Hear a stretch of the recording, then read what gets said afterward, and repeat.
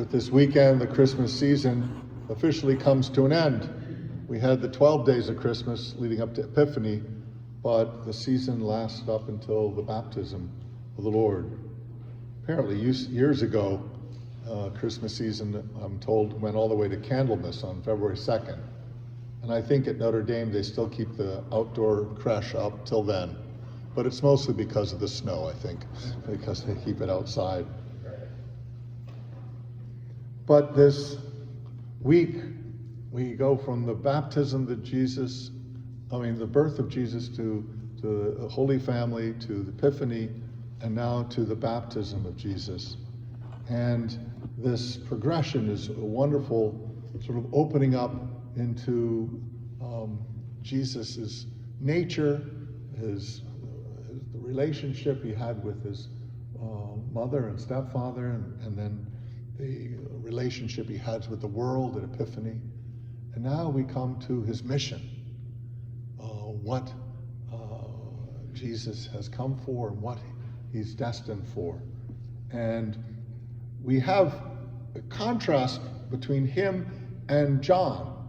And John was a great prophet, a great preacher, and he had crowds around him, but his message was, not me, but the one who is to come. He is the Savior. He is the Christ. He is the one. I'm just announcing his presence. And it's obviously, at the time, there were people who thought John might have been the one. But John, with great humility, said, I am not. And he pointed to Jesus. And then we get this story today of the baptism, Luke's version, and it has the same elements of the other baptism stories. The sky opens up, the Spirit of God comes down, we're told, in the form of a dove, and then the voice speaks out, you are my beloved Son, with you I am well pleased. And for anyone who grew up as a Jew in the time of Jesus, anyone who knew the scriptures well, would see the great parallel that's being established between this story of the baptism of Jesus and the creation story in the first chapter of Genesis. That the sky opened up, out of chaos, God appears, and the Spirit descended, because we're told in Genesis the Spirit, the breath of God, moved over the waters, over the chaos. And then, as each thing is created, when God says, let there be, there was, and each time it's followed, it is good.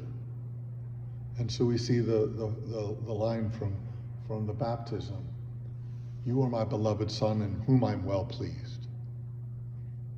So the story of Jesus' baptism is a story of recreation, of starting over again. Just as Genesis had created the world the first time, God is recreating the world through baptism by presenting his Son to come into the world as our Savior. And each of us who dare to call ourselves adopted children of God, we too have been recreated by our baptism. New life. I tell this story a lot, but my sister-in-law became a Christian in adulthood, and not Catholic, but she joined an evangelical church. And she, after her own baptism, we were at dinner and she was talking to me, and we had a big discussion on why, the Catholic Church is wrong to have infant baptism, because people don't know anything about what's going on. They should wait until they're old enough to make the decision to be born again, to make that life commitment to Jesus. And I said, really, over dinner? Can't we talk about something else? And this is a 500-year conversation. We're not going to resolve it by dessert. But I also said, You know, one of the things about being baptized as a child, in my case, and perhaps in many of yours, is that I had nothing to do with it. I didn't ask for it, probably didn't want it, because I didn't know what it was. I didn't even know what was happening. But it happened to me anyway. That God's grace is not something that we pick and choose and demand or desire, but it comes to us because God wills it, because our parents invited it, because whether we are aware of it or not, God's grace, his blessing, his presence is within us. And so to be baptized as a child is to come into the world already a child of God, already with a growing awareness in the presence of God. That our rebirth happens not because we will it or we decide it, although some people do come to that late in life and desire it. I want to be baptized. I want to be born again in the Spirit and the water. I want to be a child of God. But for those of us who were baptized as infants, we had no choice, and it still happened, because that's how grace works. Whether we will it or not, God is present. God has made us his children.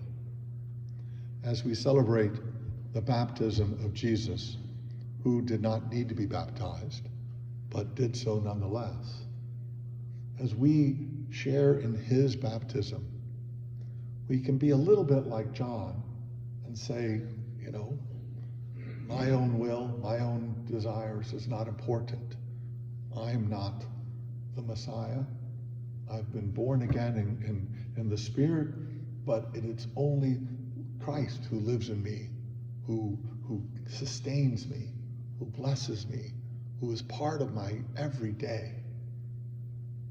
Our recognition of God's presence in the world and in ourselves comes from our baptism and our faith.